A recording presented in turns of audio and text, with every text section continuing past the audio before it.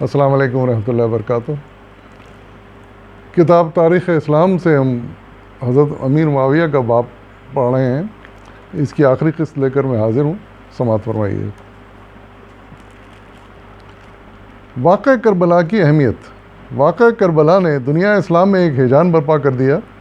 جگر گوشہ رسول صلی اللہ علیہ وسلم کے اس بے دردانہ قتل کو کوئی مسلمان برداشت نہیں کر سکتا تھا۔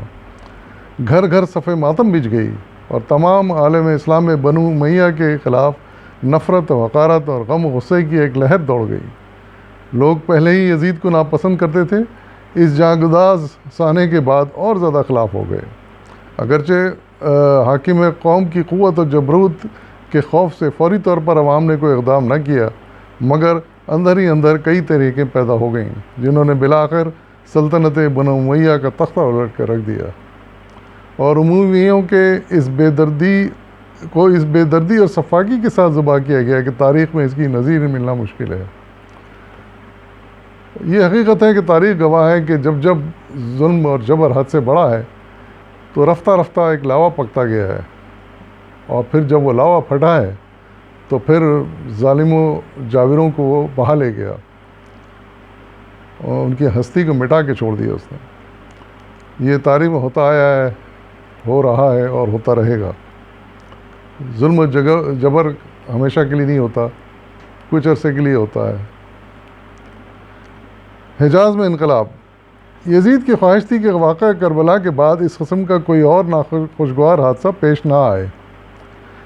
اسے صرف اہل حجاز کی طرف سے خطرہ تھا، چنانچہ ان کی خوشنودی حاصل کرنے کے لیے اس نے انعام و اکرام کی بارش کر دی، مگر اس داد و دہش کے باوجود بھی وہ حجازیوں کے دلوں پر قبضہ نہ کر سکا اور جگہ جگہ اس کے خلاف بغاوتیں شروع ہو گئیں۔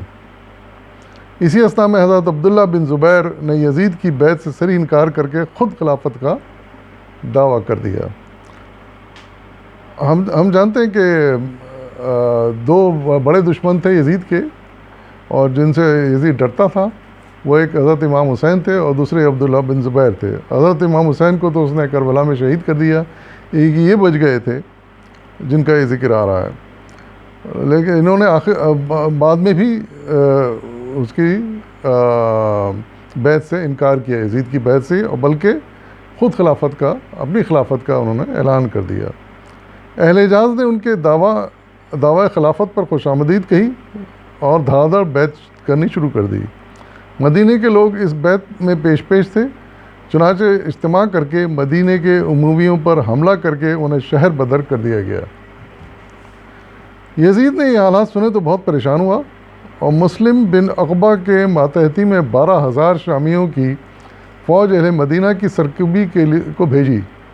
مسلم نے رؤسائے مدینہ کو بلا کر کہا اگر وہ 3 دن کے اندر سرکشی سے باز آ جائیں تو ان کے ساتھ کوئی تعارض نہ کیا جائے گا، ورنہ نتائج بہت برے ہوں گے۔ یعنی اس نے دھمکی دی اہل مدینہ کو۔ یہ کون تھا؟ یہ مسلم بن عقبہ، جو کہ یزید کے بھیجا ہوا حاکم تھا۔ مدینے والوں نے اس دھمکی کی کوئی پرواہ نہ کی اور ڈٹے رہے۔ مسلم نے حملہ کر کے انہیں شکست دی اور قتل عام کا حکم دے دیا۔ چنانچہ مدینۃ الرسول میں نابکار شامیوں نے کئی روز تک قتل و غارت اور لوٹ مار کا بازار گرم رکھا۔ باشندگان مدینہ کی اکثریت تحق کر دی گئی اور جو باقی بچے انہوں نے اطاعت قبول کر لی۔ سانحہ کربلا کے بعد مدینۃ الرسول کی تباہی یزید کا دوسرا سیاہ کارنامہ ہے۔ ایک سیاہ کارنامہ تو اس نے کربلا میں کیا، جس میں حضرت امام حسین شہید ہوئے، ان کے ساتھی شہید ہوئے، اور دوسرا سیاہ کارنامہ یہ قتل عام تھا جو مدینۃ الرسول میں کیا اس نے۔ محاصرہ مکہ۔ مدینہ کو تباہ برباد کرنے کے بعد شامی فوج عبداللہ بن زبیر کی سرکوبی کے لیے مکہ کی طرف بڑھی، یعنی مکہ کو بھی نہیں چھوڑا انہوں نے۔ ابن زبیر کے مقابلے کو آئے مگر شکست کھائی اور حرم میں پناہ گزین ہوئے۔ شامیوں نے مکہ کا محاصرہ کر لیا اور حرمت کعبہ کو بالائے طاق رکھتے ہوئے شہر پر سنگ باری کی، یعنی انہیں پتھر برسائے، جس سے خانہ کعبہ کی عمارت کو کافی نقصان پہنچا۔ ابھی محاصرہ جاری تھا کہ 12 ربیع الاول 64 ہجری میں یزید کا انتقال ہو گیا اور لڑائی رک گئی.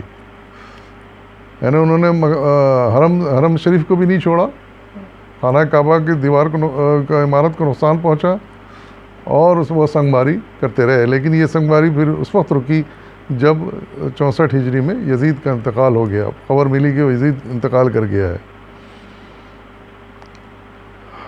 تو یہ حرم پر سنگ باری یزید کا یہ تیسرا سیاہ کارنامہ ہے. یزید کی فتوحات. یزید نے عقبہ بن نافع کو افریقہ کی فتوحات پر مامور کیا، جس نے رومیوں کو پے در پہ شکستیں دے کر ان کے کئی مقبوضات چھین لیے. بربریوں نے بھی رومیوں کے ساتھ دیا، مگر اسلامی لشکر فتح پر فتح حاصل کرتا اور بڑھتا گیا، یہاں تک کہ بحر ظلمات کے کنارے پہنچ گیا. عقبہ نے اپنا گھوڑا سمندر میں ڈال دیا اور جب پانی سر تک آ پہنچا تو لوٹ آیا اور کہا، یا اللہ، اگر سمندر راہ میں حائل نہ ہوتا تو جہاں تک زمین ملتی تیری راہ میں جہاد کرتا چلا جاتا. یہ عقبہ بن نافع نے یہ کارنامہ انجام دیا. قیروان کا ایک بربری سردار کسیلا مسلمان ہو گیا تھا اور عقبہ کے ساتھ جہاد میں شریک تھا. واپسی پر اس نے مسلمانوں کے ساتھ بے وفائی کی اور رومیوں سے مل کر عقبہ کی فوج کو تباہ و برباد کر دیا، جس کے نتیجے میں قیروان ہاتھ سے نکل گیا اور مسلمان بھاگ کر برقہ میں چلے گئے. معاویہ ثانی. یزید کے وفات پر شامیوں نے اس کے نوجوان بیٹے معاویہ کو تخت نشین کیا، لیکن وہ بڑا نیک فطر اور دیندار انسان تھا. یعنی یزید کے والد کا نام بھی معاویہ تھا، اور عربوں میں یہ طریقہ رائج ہے کہ پھر وہ دادا کا نام پہ اپنے بیٹے کا نام رکھ لیتے ہیں. تو اس کے بیٹے کا نام بھی معاویہ تھا. وہ بڑا نیک فطرت و دیندار انسان تھا. دنیاوی جاہ و جلال کی اسے خواہش نہیں تھی، چنانچہ اس نے خلافت سے دستبرداری کا فیصلہ کر لیا اور مسلمانوں کو مخاطب کر کے کہا کہ تم لوگوں نے مجھے اپنا خلیفہ منتخب کیا ہے، مگر مجھ میں اس بوجھ کو اٹھانے کی طاقت نہیں ہے. میں نے چاہا تھا کہ صدیق اکبر رضی اللہ عنہ کی طرح اپنا جانشین نامزد کر دوں، یا فاروق اعظم کی طرح 6 آدمیوں کی کمیٹی بنا دوں جو باہمی مشورے سے کسی ایک کو خلیفہ منتخب کر لیں. لیکن نہ تو عمر رضی اللہ عنہ جیسا کوئی نظر آیا اور نہ ویسے 6 آدمی ملے. لہٰذا تم لوگ جسے چاہو خلیفہ منتخب کر لو، میں اس منصب سے دستبردار ہوتا ہوں. یعنی انہوں نے خلافت چھوڑ دی کیونکہ انہیں دنیا سے دلچسپی نہیں تھی. معاویہ بن یزید کی دستبرداری سے تمام صوبوں میں عجیب گڑبڑ مچ گئی. ابن زیاد نے اہل بصرہ کو جمع کر کے کہا، یزید اس دنیا سے اٹھ گیا ہے، اور اہل شام نے ہنوز کسی کو اپنا جانشین مقرر نہیں کیا. تم لوگ قوت و دولت کے لحاظ سے تمام اسلامی صوبوں میں ممتاز ہو، اس لیے جس شخص کو تم نامزد کرو گے میں اس کے ہاتھ پر بیعت کرنے کے لیے تیار ہوں. اہل شام اگر کسی کو خلیفہ بنا بھی لیں تو تمہیں اختیار ہوگا کہ اپنی جداگانہ خلافت قائم کر لو. اہل بصرہ ابن زیاد کا دلی مقصد بھانپ گئے اور کہا کہ آپ سے زیادہ ہمیں خلافت کا مستحق اور کوئی نظر نہیں آتا، اس لیے آپ ہی اس منصب کو سنبھالیے. ابن زیاد نے پہلے تو انکار کیا، مگر ان کے اصرار پر مان گیا اور بیعت لے لی. یعنی اس نے مکمل حکمران بن گیا، حجاز کا بھی اور شام کا بھی، عراق کا تو تھا ہی. بصرہ کے باشندوں سے بیعت لینے کے بعد اہل کوفہ سے بیعت لینی چاہی، مگر انہوں نے صاف انکار کر دیا. اچھا، ایک علاقے کے لوگ اہل کوفہ نے اس کی بیعت سے انکار کیا، مگر انہوں نے صاف انکار کر دیا. یہ سن کر اہل بصرہ نے بھی اپنی بیعت توڑ ڈالی. اچھا، ابن زیاد کو اپنی جان کے لالے پڑ گئے. اچھا، یہ 2 علاقے تھے جنہوں نے بیعت کرنے سے انکار کر دیا، اہل کوفہ اور اہل بصرہ. اور نتیجہ یہ ہوا کہ ابن زیاد کو اپنی جان کے لالے پڑ گئے، چنانچہ بھاگ کر شام میں پناہ لی اس نے.